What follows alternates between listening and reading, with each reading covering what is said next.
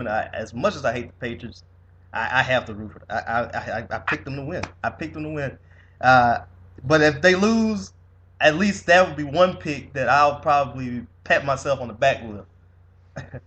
um, Going to the NFC side, San Francisco against Carolina. How about that one? First of all, Kaepernick is kind of a looker, but I never really liked the guy. So, I have my personal thing. Like, there's just something about Kaepernick. I like him, but I don't like him. Ah, I see. Then we have Cam Newton. I'm still surprised how Carolina has done incredibly well. You have, 49ers who are 13-4, and then you have the Panthers who are 12-4. Mhm. Still, they both did an amazing job kind of proving people wrong, and the 49ers, of course, being the reigning Super Bowl championships. They're coming in saying we might do a two-peat, but I say you're not the Heat, calm down. So my pick actually is up in the air, but I actually want the Carolina Panthers, just because Cam Newton has done some very surprising things. You have an amazing offensive line. Defense still a little weak, but I will actually go with the Panthers just because I would like to see Cam Newton with a little bit more pressure on him to advance. So, Panthers. All right. And I think I got the 49ers in that one. It's just that to me, it's, the experience factor. It's just the experience factor. I know that the Niners have been there before, and the Panthers have not. I feel like this is going to be a very good game as far as defense. Just defense, knockdown, drag out fight, pretty much. And I guess we just go back to square one. Saints Seahawks. Okay, so excuse me. We go back to the NFC with the New Orleans Saints and the Seattle Seahawks. Mm-hmm. The game that I'm going to, and I'm a little nervous to go because again, I'll probably be like, oh, blah blah blah blah. But we go to the New Orleans Saints. They had a tough time on the road this season. They're going 3-5 straight up, 1-7 against the spread, and averaging 17 points per game, less than when they played in their below the Superdome. So I want to see that their NFL wildcard victory over the Eagles in Philly already came as such a surprise because the Saints head into maybe the toughest place in the league to play at the moment, which is in Central St. Louis, in Seattle. And they are the deep underdogs for an NFL division round battle with the top team Seahawks, who have done exceptionally well. The Saints and Seahawks point spread. We had the Seahawks open at 9.5 point favorite, and the total was 47.5. So then you have the odd chart computer prediction, which is 30.6, 25.9 Seahawks. Why the Saints can cover the spread. The New Orleans Saints struggled out a bit to stretch this season, losing 3 of maybe its last 5 games. Correct me if I'm wrong. I'm literally just going off the top of my head. And they gave up the lead in NFC South in the process. But you have the Saints coming off in an inspired performance. Top 26-4 win over Philly, and they won just a really physical battle. That was really fun to watch. But they outrushed the Eagles 95-80 while holding the ball for almost 35 minutes. If the Saints can just run the ball anywhere close to the way they did Saturday in Philly, they might have a chance. But if not, they'll be in trouble against Seattle, who has one of the top-ranked defenses, and they're very hard and they're very physical against the run, which is speedy, and they're very athletic in their coverage. So they just won their first playoff road game since before you and I existed. I think it was 1980. And now will snap and an 0-4 ATS streak when getting 8 points or more. Now I put the Seahawks. Now, that's why I told you to hold on, because I was really writing notes as we were talking about the other game. Okay. But the team posted best record in the conference this season, and Seattle coming off a bye week. So they should be rested and ready to go. Now the Seahawks have thrashed New Orleans on the same field a month ago. Right. 30% outgating the Saints by 240 yards, and they're covering so easily. You know what I mean? With the spread at 6-point favorites. So in the process, the Seattle defense naturally agreed. Streak of 43 games in a row, which made me somewhat smile because I like the city, I just don't like the football team. But, 43 games in a row with at least, 200 yards passing, and Seattle's very tough at home. and covering spreads as a 26 ATS clip since, 2011. So the Seahawks can get they did get a wake-up call a couple weeks ago, and I think it was against Arizona. But I always believe a good slap in the face can be a great motivator. So my thing is, people are predicting maybe the Saints, but my thing is, I'm actually going to be predicting a Seattle victory, but a New Orleans covering a game that can play over its total. So Seattle has that rush their opponents this season, by a 137 to 102 yards per game margin, while New Orleans got outrushed by like 20 yards per game. So on the season's teams, they've outrushed their opponents, cover spread 60% of the game. My pick is Seattle. All right. Hey, you even threw out the betting numbers in that one, the spread numbers and against the spread and straight up numbers. I mean, I'm impressed. I'm impressed right now. Are you impressed because I am a lady that knows her football, or the fact is I know more than football than just popular guys? Come on. I'm just kidding. Both. I love the game. I love football. And I played for the LFL for like a year. Yeah.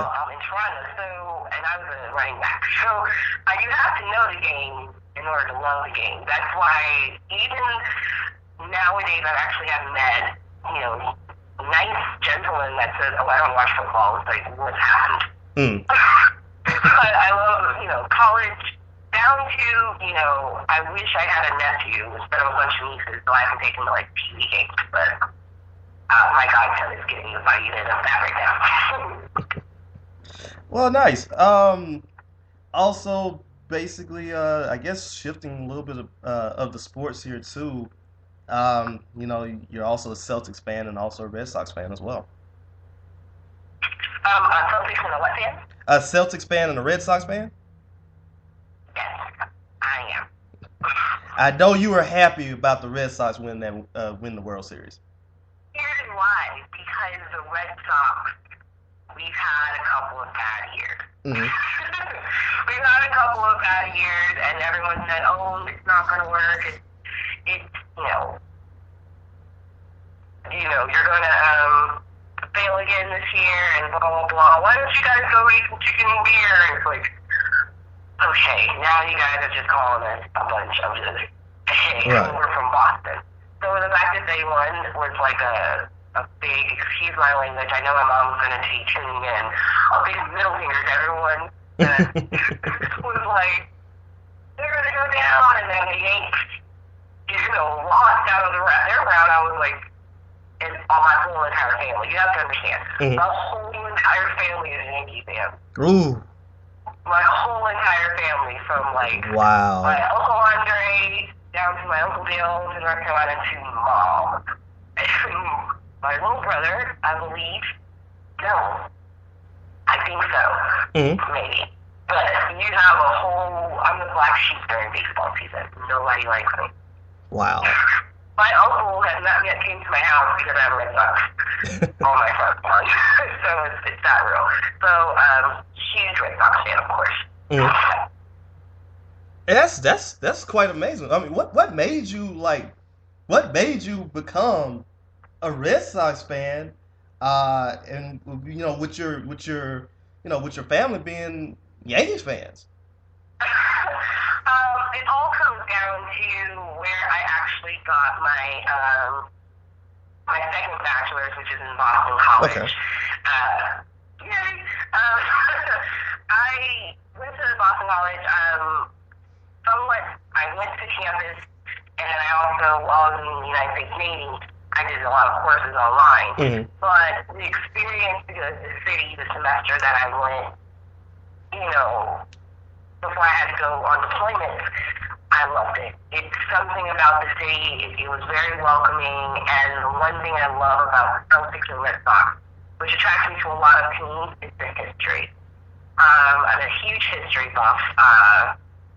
That's actually one of my degrees is in history, and just to see the clippings of like Larry Bird, even further back to the 60s, and the Red Sox with like the curse, and I was just intrigued, but then I love the city. It's actually one of the cities I do see myself living in for a very long time. Mm-hmm.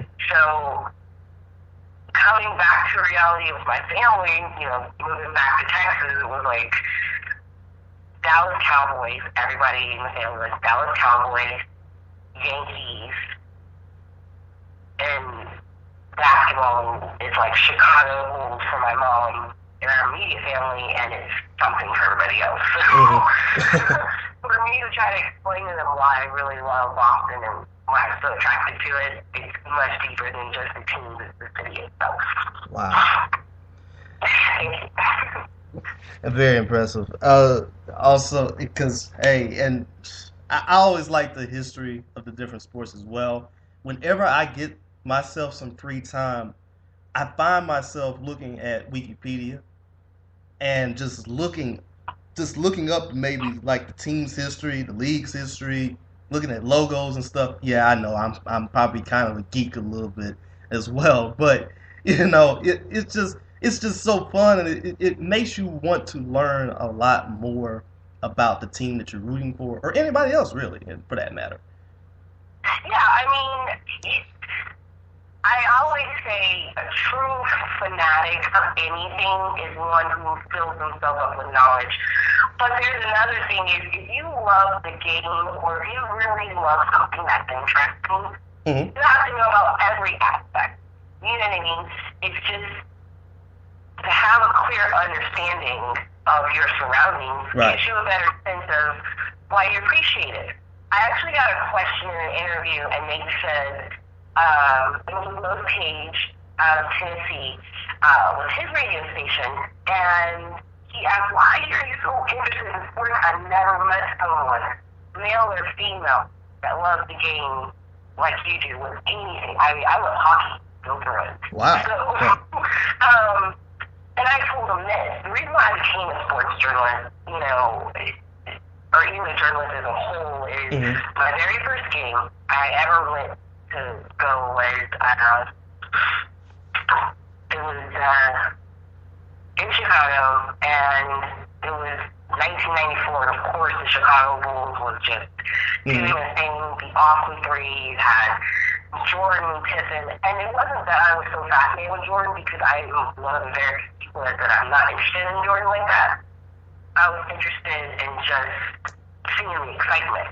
I wasn't into sports like that back then, but the one thing is, for a moment, you have so many people of different stature, financial backgrounds, social, marital, different types of people coming together for that 60 minutes to enjoy cheering for a team. Think about that. You know what I mean? Because in Chicago, the year that I lived there, my mom was actually in Korea, so she had to, you know, she couldn't bring me to her duty station. It was, I guess, Laos at the time. But anyway, the thing with that was, you know, I heard some stuff. I heard bad, you know, see stuff in Chicago. It wasn't, you know, being a military guy was crazy. But you take that weird experience of living in Chicago and going and seeing your uncles talk to, you know, this guy, like, yeah, cool. It really made you kind of think, like, this is what sports is about. And for that one moment, you can be a part of having a little bit of unity and peace. You know, you have to really grasp that, you know what I mean? Because I had a staff sergeant when I was in the Navy, and he was rumored to be, like, racist. And he never was racist towards me, but, you know, I just never experienced it. But going back to the story, he actually saw that I had a Larry Bird, basketball card. I bought it, and, you know, I had it in my rack. And he was like, what is that? And I was like, it's Larry Bird, you know. And I told him the joke I tell everybody, but it's true. If I get a dog or a son first, I'm going to name it Larry Bird, because I just think Larry Bird was just a freakishly amazing guy. And he gave me this look and laughed, and he basically said, you are one of the few